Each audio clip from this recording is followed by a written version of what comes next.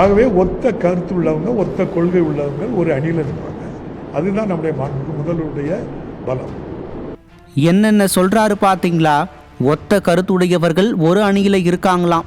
திமுக கூட்டணியில இருக்கிற கட்சிகள் யாரு, அவங்க வரலாறு என்னன்றத எல்லாம் அப்பாவு சார் மறந்துட்டாரு போல.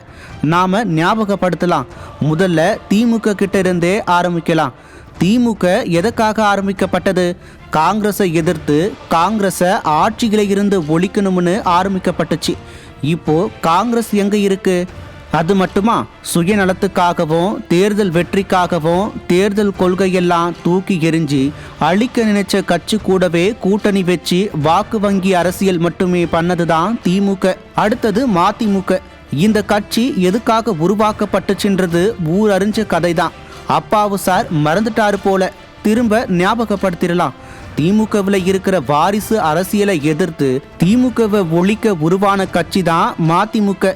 இப்போ அந்த கட்சி திமுக கூட்டணியில இருக்கா இல்ல திமுகவாவே இருக்கான்றது கூட தெரியாத அளவுக்கு இருக்கு.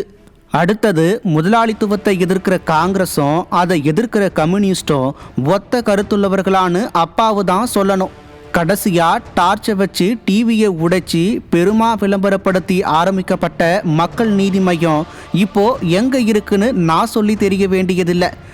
இப்படி கொள்கையும் இல்லாம கருத்தும் இல்லாம வெறும் சுயநலத்துக்காக மட்டுமே கூட்டணி வச்சு இருக்கிறவங்களுக்கு மக்கள் வர தேர்தலில் தக்க பதில் கொடுப்பாங்க.